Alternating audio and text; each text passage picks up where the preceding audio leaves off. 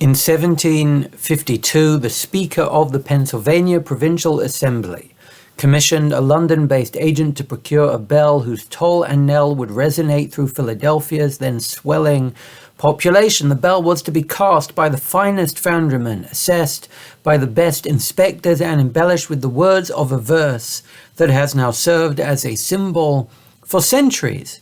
Proclaim liberty throughout the land to all the inhabitants thereof.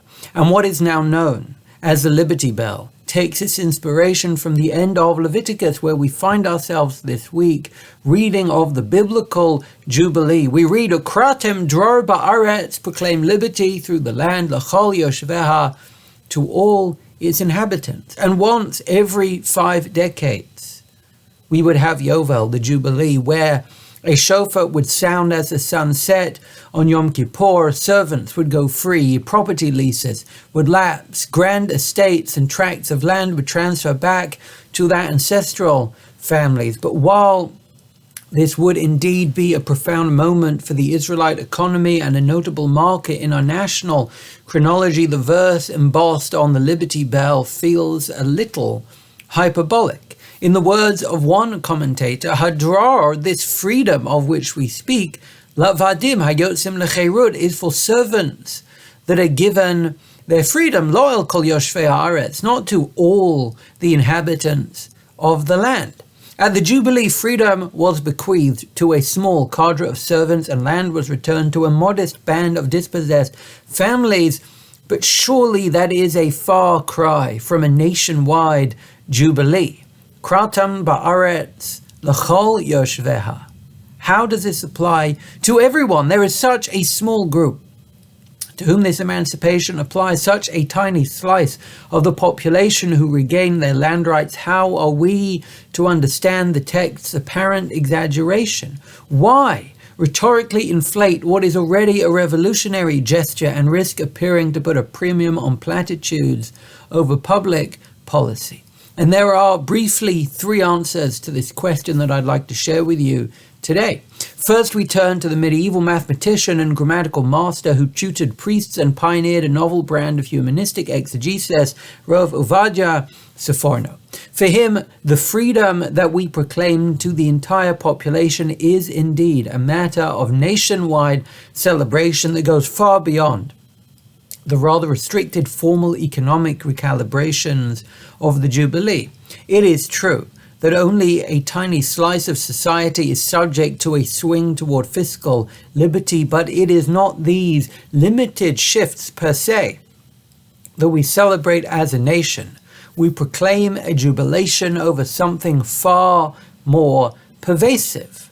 In his words, Shitiyu gam atem, that we are also B'nei chorin mishibud ha'umot, free from the hegemony of others. It is not the personal repatriation of a few serfs or the parochial return of a few hectares of ancestral turf that we mark as a people, but we mark our ability to be a free people, to control our own economy and structure our own society without appealing for permission from a potentate or depending on the grace of a dictator.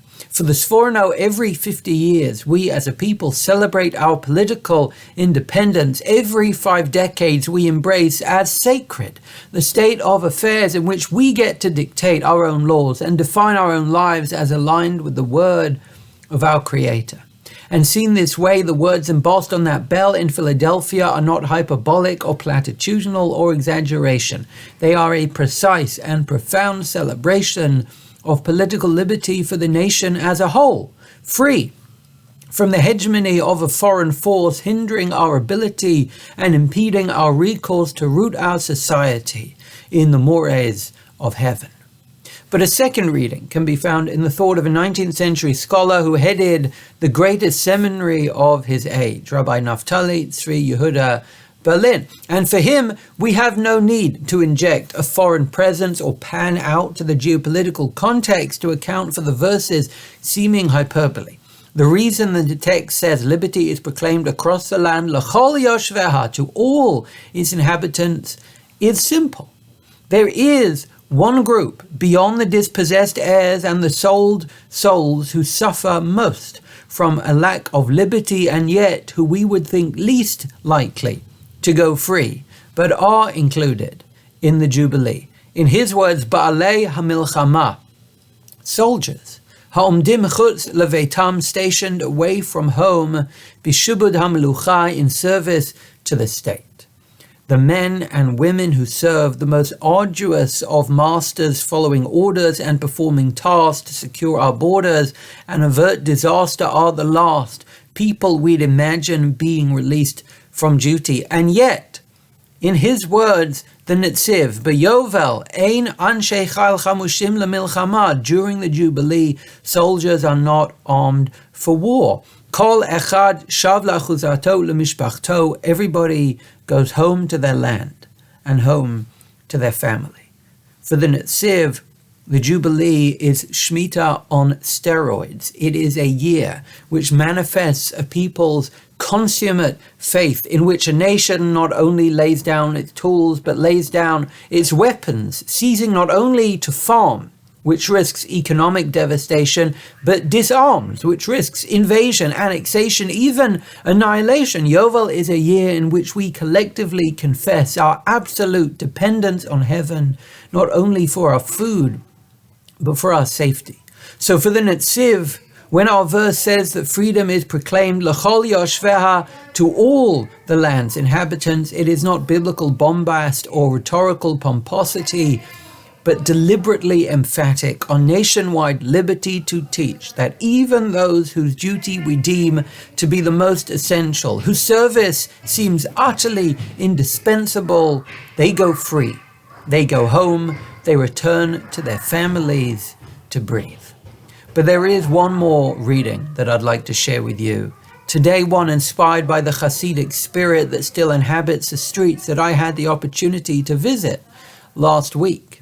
Driving past the towns of Ger and Piesko, Tarno, Ropshit, Stinov and Rimanov, Dukla and Lizhensk, it is hard not to think about the dynasties that flourished there. It is hard not to open one's mind to the kind of creative exegetical pressures they harnessed to glean new meanings from words that we've read 100 times. And in this reading, our verse is not hyperbolic because it isn't broad. It cannot be seen as exaggeration because it is highly specific. And that is because the word Yoshveha does not mean inhabitants. It means those who have settled down. And just as when we're told Vayeshev Yaakov, he is critiqued by our sages and commentators for settling down after surviving an encounter with Esav, and just as when we're told Vayeshev Yisrael Bashitim, our ancestors were plagued for settling down after surviving their encounter with a foreign prophet, we're told here, Kratem Dror Ba'aretz, proclaim liberty through all the land, L'chol Yoshveha, to all who have settled down. Tell all those who have settled down to stand back up. And read this way, the Jubilee is a call to the listless to resist indifference. It is a summons to the dispirited to resuscitate their zeal. It is a wake-up call to those dulled by decades of effortless liberty to shake off the fetters of apathy and recommit to propagating the gift of freedom as far as the eye can see. As the verse continues, V'shavtem ish el achuzato v'ish el mishpachto tashuvu, each person will return to their inheritance, each person will return to their family. The Jubilee is a call to return to our moral inheritance, a command to come home to responsibility, to see those robbed of their freedom not as abstractions, but as family, to reset society on the foundations of equality and reignite every citizen's ability to dream.